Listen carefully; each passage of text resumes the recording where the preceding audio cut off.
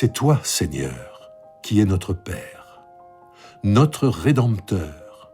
Tel est ton nom depuis toujours. Pourquoi, Seigneur, nous fais-tu errer loin de tes voies? Pourquoi nous fais-tu refuser obstinément de te craindre? Reviens, à cause de nous, tes serviteurs, pour les tribus qui constituent ton patrimoine. Ton peuple saint n'a pris possession du pays que pour peu de temps. Nos ennemis ont foulé ton sanctuaire. Nous sommes depuis toujours comme ceux que tu ne gouvernes pas, sur qui ton nom n'est pas proclamé. Nous sommes tous devenus comme impurs, et tout ce que nous faisons pour la justice est comme un vêtement souillé. Nous sommes tous flétris comme des feuilles mortes, et nos fautes nous emportent comme le vent. Il n'y a personne qui invoque ton nom, qui s'éveille pour s'attacher à toi. Car tu t'es détourné de nous, et tu nous as laissés fondre à cause de nos fautes. Pourtant, Seigneur, tu es notre Père. Nous sommes l'argile, tu es notre potier. Nous sommes tous l'œuvre de tes mains.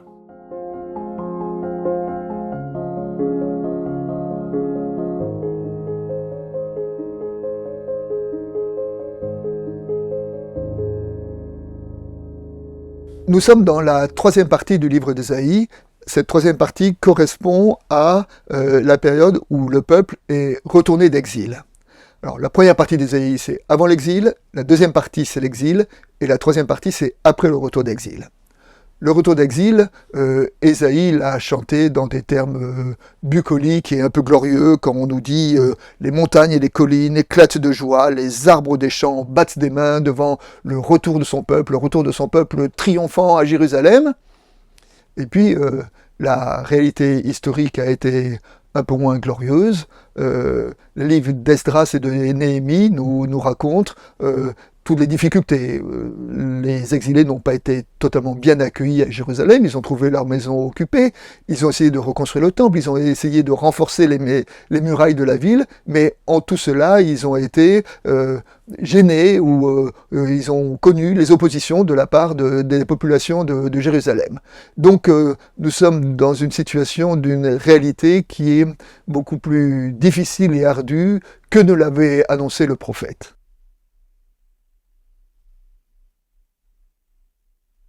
Dans les versets que nous avons lus, Ésaïe expose la situation au Seigneur.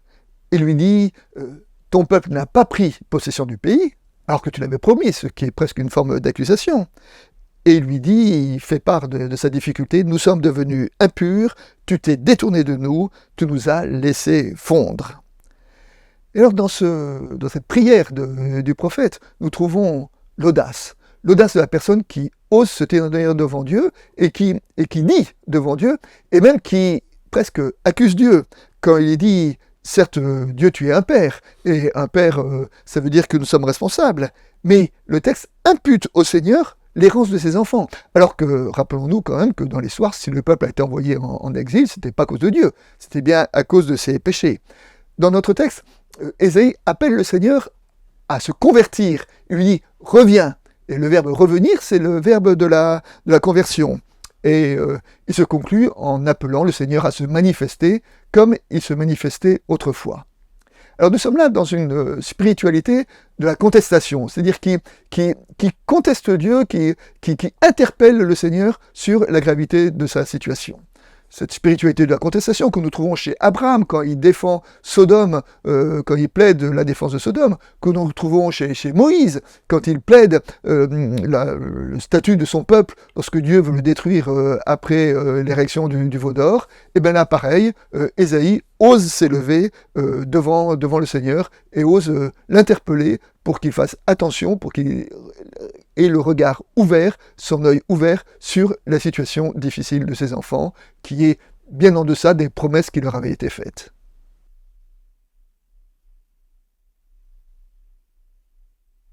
Dans le rapport avec l'Évangile, c'est la fin de Marc 13, et avec cet appel à rester éveillé, à rester vigilant, à être dans l'attente. Et l'attente pour nous, pour notre vie, et l'attente aussi pour notre monde. Et peut-être que ce que Ésaïe nous invite à faire, c'est à convertir notre attente en prière, en parole devant le Seigneur. Et alors, nous appellerons Dieu à venir en disant, viens Seigneur, viens pour tout le monde fracassé dans lequel nous sommes, viens pour cette femme qui a perdu un enfant, pour cet homme qui meurt à l'hôpital, viens pour les pays en guerre, viens pour les violences qui ravagent notre monde. Hâte-toi de revenir et hâte-toi d'apporter ta paix et ta justice dans notre monde, que notre attente soit aussi intercession.